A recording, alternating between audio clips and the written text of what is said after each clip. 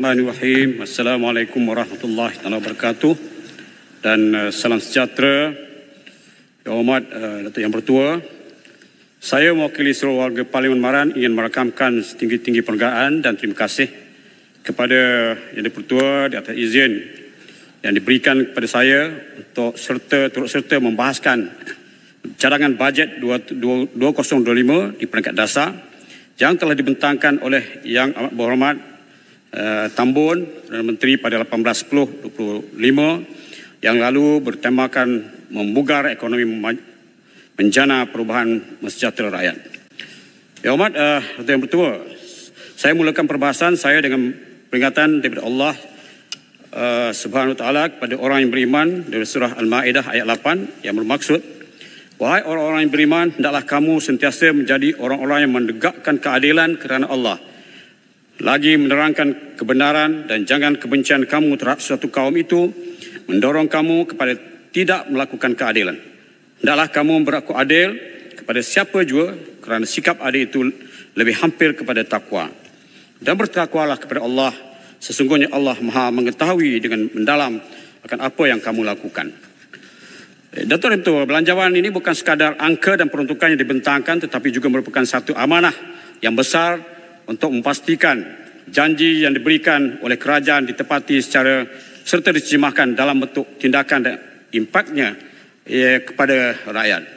Mekanisme pelaksanaan belanjawan 2025 amatlah kritikal dan bagi memastikan ekonomi negara terus kukuh dan kemakmurannya dikongsi bersama. Seperti mana yang telah dibentangkan oleh Yang Berhormat Tambun pada 18 Oktober, bajet 2025 melibatkan jumlah keseluruhan sebanyak 423 bilion dengan pecahan 330 bilion peruntukan pengurusan dan 88 bilion peruntukan pembangunan.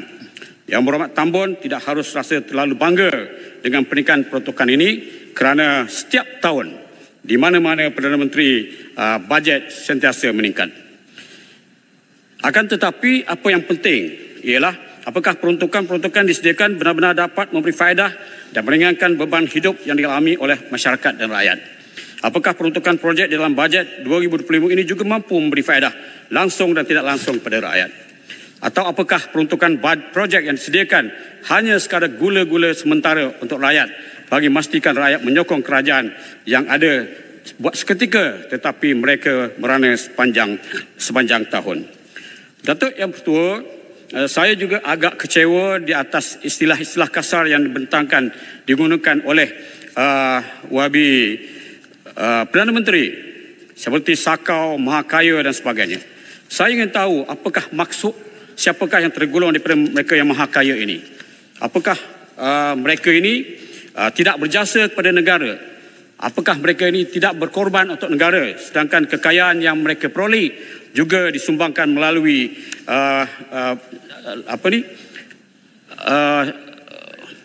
bayaran cukai dan sebagainya. Saya nak tahu siapakah golongan mahakaya ini yang dikatakan daripada T15 itu. Berapa ramai pula daripada kalangan pemimpin Malaysia kerajaan termasuk dalam golongan ini. Berapa ramai pula daripada kalangan Melayu, Cina, India, orang asal Bumi Putra, Sabah, Sarawak dalam golongan ini. Dan apakah kita menafikan peranan yang telah mereka lakukan? Datuk Yang Bertua, mengenai kenaikan gaji minima, saya beri sokongan kepada kerajaan. Walau bagaimanapun kita harus mengkaji dengan mendalam supaya kesan daripada kenaikan gaji ini bukan sahaja memberikan kesan kepada kehidupan rakyat keseluruhannya tetapi kepada ekonomi negara. Saya juga nak menyentuh tentang Kementerian Perumahan dan Kerajaan Tempatan yang telah mendapat peruntukan tambahan yang juga besar. Saya ingin mencadangkan agar KPKT menjadi sebuah kementerian yang menyerahkan semua maklumat tentang pemilikan rumah rakyat di negara ini. Sekarang ini terdapat berbagai agensi yang menyediakan program perumahan penduduk, antaranya KPKT, Kerjaan Negeri, Swasta, Agensi Pembangunan Wilayah setempat, Felda, Risda, Jakwa dan lain-lain lagi. Untuk mengenangani isu pemilikan rumah di Malaysia dengan lebih berkesan, ada beberapa cadangan penambahbaikan yang diusulkan, iaitu yang pertama, pembangunan rumah mengikut lokasi dan sasaran pendapatan, peningkatan skim sewa beli, kriteria skim jaminan kredit perumahan diperketatkan, insentif lebih tinggi untuk pembeli rumah pertama dan lain-lain lagi. Datuk Yang Pertua, Kementerian Kesihatan merupakan kementerian kedua mendapat peruntukan tertinggi. Dalam konteks ini, saya ingin memuntahkan kekecewaan saya di atas sikap kerajaan hari ini yang mengulangi sifat khianat kepada rakyat di kawasan saya. Dalam masa yang sama, kerajaan ini tidak menghormati dan menjaga usaha dan jasa baik mantan Perdana Menteri ke-7 Yang Amat Berhormat Datuk Seri Najib yang telah meluluskan pembinaan Hospital Maran dalam rancangan Malaysia ke-11. Bila kerajaan 22 bulan diambil alih di bawah menteri yang sama, hari ini pembinaan hospital masa yang asalnya bernilai 150 juta dihilangkan. Semasa pemerintahan Yang Berhormat Paguh selaku Perdana Menteri ke-8 dan juga Yang Berhormat Perdana Menteri ke-9, hospital ini telah dilahirkan semula. Semasa Yang Berhormat Paguh menjadi Perdana Menteri, sejumlah 200 juta telah diperuntukkan. Semasa Perdana Menteri ke-9 Yang Berhormat daripada peruntukan bagi hospital Maran ini telah pun dinaikkan 350 juta. Tetapi inilah yang saya katakan tadi. Kerajaan telah berlaku khianat kepada rakyat di kawasan Maran. Apabila Yang Amat Berhormat Tambun menjadi Perdana Menteri sekarang, cadangan pembinaan hospital Maran ini dihilangkan sekali lagi. Yang Amat Berhormat Tambun dan Yang Berhormat Menteri Kesihatan jangan terus menjadi pengkhianat dan zalim kepada lebih 150,000 penduduk di kawasan Maran. Kerana sifat jahat dan khianat yang ada dalam hati perut yang mereka ini akan dibalas oleh Allah Subhanahu Wa Taala. Datuk Yang Pertua, saya akan tetap mempertahankan jasa dan hasrat murni untuk rakyat Maran ini yang dilakukan oleh Yang Amat Berhormat dahulu Datuk Seri Najib, Perdana Menteri ke-7.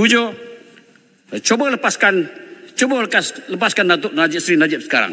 Saya percaya beliau akan terus membela rakyat yang terenanya ini. Beliau dipenjara kerana kebaikan budinya, tetapi setengah daripada pemimpin hari ini telah mengkhianati beliau dengan maksa Datuk Seri Najib meletakkan jawatan apabila Barisan Nasional kalah dalam pilihan raya ke-14. Dan sebahagian daripada pemimpin hari ini, termasuk Jelutong dah tak ada. Siap kali masuk dalam parlimen, bercakap saja mendesak supaya Datuk Seri Najib dipenjarakan. Hari ini Datuk Seri Najib dengan rendah diri berada di penjara kerana kebaikan yang beliau lakukan kepada rakyat, khususnya di kawasan Maran dalam pembinaan hospital Maran khususnya. Datuk Yang Pertua, saya minta kerajaan hari ini jangan cuba mengkhianati rakyat di kawasan saya Maran. Nanti mereka akan bayar balik pengkhianatan ini dengan sesuatu yang boleh menggugat kedudukan kerajaan hari ini. Paling malang projek ditangguh kerana pindah tapak yang baru. Datuk Yang Pertua, sebenarnya tapak yang baru yang dicadangkan hari ini, saya terlibat semasa saya menjadi penolong pegawai daerah dulu, di mana 6 tapak projek telah pun dilihat, dan tapak yang baru ini di antara salah satu tapak yang telah pun ditolak oleh jawatan kuasa. Tetapi malangnya hari ini saya dipahamkan dikembali ke bula start lama. Apakah begitu bodoh kerajaan ini? Apakah kita tidak ada perancangan bagi kita membela masa depan rakyat di kawasan ini? Mereka sakit, mereka sengsara. Saya kadang-kadang 3-4 pagi saya pergi melihat mereka yang ditimpa kemalangan buat pos-posan di hospital juga dan juga Temerloh, dan barang masih tidak ada lagi. Bukan setakat itu, bukan sahaja mengkhianati rakyat di kawasan saya, tetapi kita sebenarnya tidak berterima kasih kepada jasa yang telah dimainkan oleh Yang Berhormat Datuk Seri Najib dahulu sebagai Perdana Menteri ke-7. Saya akan terus membela beliau. Saya akan terus mempertahankan Datuk Seri Najib sebagai orang yang banyak berjasa kepada Maran dan kepada negara. Jangan kita hanya pandai bermain politik, tapi tidak boleh membela masa depan rakyat di seluruh negara kita ini. Datuk Yang Pertua, saya juga ingin menunjuk beberapa perkara yang lain, iaitu tentang pelaksanaan ECRL, kereta api laju di negara kita. Saya ucapkan syabas dan tahniah dan terima kasih kepada kerajaan kerana pelaksanaan ECR ini ataupun kereta api laju ini di negara kita ini bukan satu rahmat yang saya kira boleh diberikan kepada rakyat negara kita. Namun begitu, rakyat telah berkorban. Banyak tanah-tanah mereka telah pun diambil alih ataupun acquisition telah pun dibuat dan papasan telah dibayar. Saya hanya minta kepada kerajaan supaya melihat balik kerana ada sebahagian daripada tanah-tanah yang telah diambil ini, sebahagiannya saja, tetapi sebahagian lain tidak dapat dimanfaatkan secara produktif.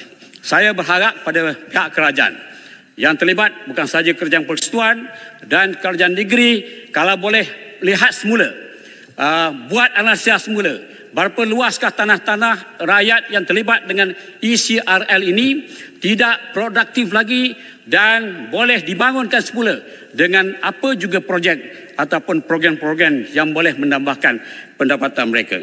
Jadi Datuk Yang Pertua, satu lagi perkara yang hendak saya sebut dalam perbahasan bajet ini, walaupun saya tidak khusus pada peruntukan-peruntukan tertentu dalam bajet ini, saya nak melihat kepada negara kita Malaysia, negara kita sebuah negara yang aman makmur dan terdiri dari berbagai kaum dan keturunan. Terdapat beberapa isu yang boleh menggugat perpaduan negara ini, antaranya lah isu agama. Datuk Yang Pertua, kita banyak berdepan dihadapkan dengan berbagai-bagai isu yang berkaitan dengan agama ini. Saya mohon benar, sebagai rakyat Malaysia, sebagai orang Islam, agama Islam adalah agama persekutuan di negara ini dan agama-agama lain bebas diamalkan di negara kita. Sebab itulah keindahan berbagai agama ini. Walaupun saya sebagai orang Islam, tetapi keindahan negara kita sebagai negara yang mempunyai berbagai kaum sepatut kita hargai, kita indahkan dengan perpaduan yang cukup memberikan gambaran indah kepada negara-negara lain, terutama negara luar. Tetapi kadang-kadang ada mereka yang tidak sedar, tidak bertanggungjawab. Umpamanya Yang Pertua, walaupun Yang Pertua bukan orang Islam dan Timbalan Menteri bukan orang Islam, saya orang Islam, tapi please tolonglah hormati agama kita. Kalau boleh, tidak ada kaitan, kita jangan sentuh. Kalau ada yang berkaitan dengan saya untuk saya bincangkan bersama guru-guru saya ataupun ustaz dan juga ulama-ulama saya, orang lain jangan campur. Kerana ini boleh menimbulkan ketegangan di kalangan kawan. Saya dalam ingatan tahu, saya walaupun saya dah 5 penggal dalam parlimen ini, saya tidak menyentuh hal agama lain.